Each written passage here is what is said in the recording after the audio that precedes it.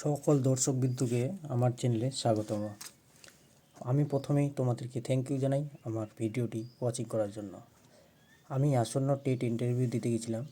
সেই টেট ইন্টারভিউতে আমাকে কোশ্চেন কী করা হয়েছিল সেই কোশ্চেনগুলোকে লিখে বুঝিয়ে দিতে বলেছিল আমাদের বন্ধুবান্ধবরা। তাই আমি আজকে একটা লিখিত আকারে ভিডিও আকারে তোমাদের সামনে তুলে ধরলাম। ঠিক আছে, আমাকে প্রথম প্রশ্নটা যে করা হয়েছিল, প্রথমে তো আগে ঢোকার পরে কোনো ফর্মালিটি বলছে, কোনো ফর্মালিটি দেখাতে হবে না।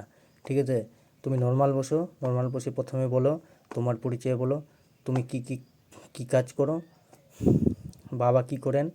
ঠিক আছে, এটুকু জিজ্ঞাসা করলো। জিজ্ঞাসা করার পরে আমি বললাম যে আমি যা বললাম। তারপর ওখান থেকে ওনারা কোশ্চেন করলেন। কোশ্চেনটা প্রথমে ছিল 3 বিঘা জমিতে 3 জনের ধান রোপণে বা লাগাতে 1 দিন লাগে। 3 বিঘা জমিতে 3 জনের ধান লাগাতে 1 দিন লাগে, তবে একজনের ওই 3 বিঘা জমিতে কয় দিন লাগবে ধান লাগাতে?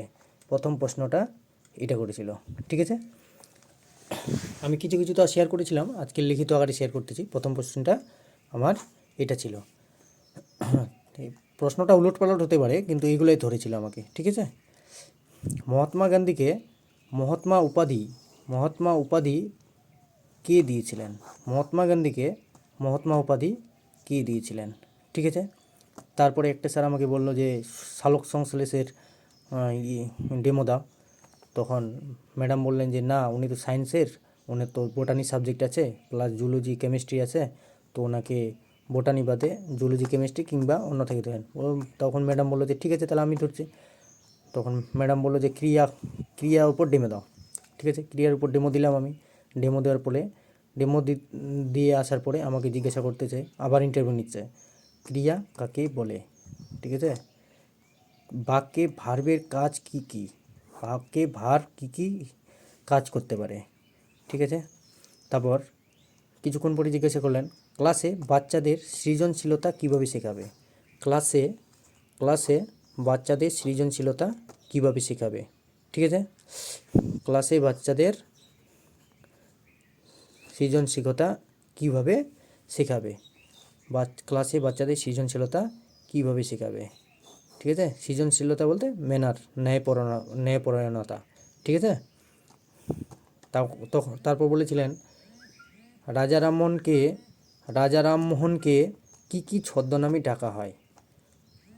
রাজা রামমোহনের কিন্তু অনেকগুলো নাম আছে। নবজাগরণের অগ্রদূত, ভারত পথিক। ঠিক আছে, আমি 2টা পেরেছিলাম, আর কি আছে জানি না অত।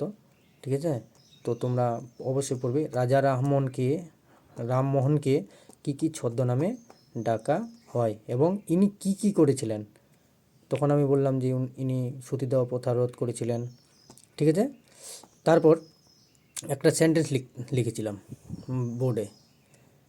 বলছে সেন্টেন্সটা হচ্ছে আই গো টু স্কুল। বাক্যটিতে গো কোন ধরনের ক্রিয়া?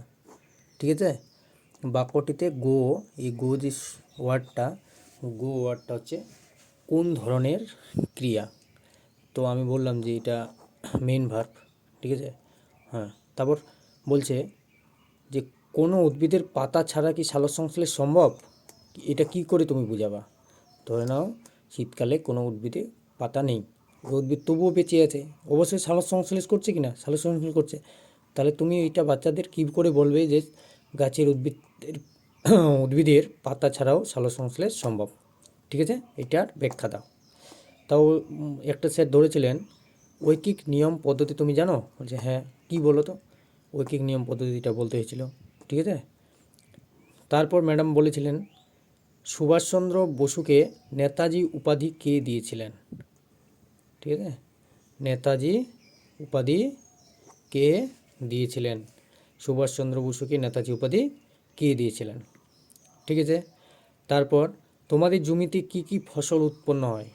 যেহেতু আমি বলেছিলাম জমি জায়গা আছে, হ্যাঁ, তাই আমাকে বলেছিল তোমাদের জমিতে কি ফসল উৎপন্ন হয়। তো আমি বলেছিলাম ধান, পাট, গম, সর্ষে, ফুলকপি, বাঁধাকপি, পেঁয়াজ, রসুন, সব কিছুই। ঠিক আছে, তো বলছে ধান কত প্রকার ও কী? মানে ধান মানে ঋতু অনুযায়ী কত প্রকারের চাষ হয় সেটা বলতে বলেছিলেন, কত প্রকারের চাষ হয় এবং কি কি। ঠিক আছে, তারপরে কোশ্চেনটা হচ্ছে মিড ডে মিলের জনক কে? মিড ডে মিলের জনক কে? ঠিক আছে, মিড ডে মিলের জনক কে? তো এটা নিশ্চয়ই আপনারা জানেন, কুমারাস্বামী কামারাজ। ঠিক আছে, মানে ইনি ছিলেন মানে former chief minister of Tamil Nadu.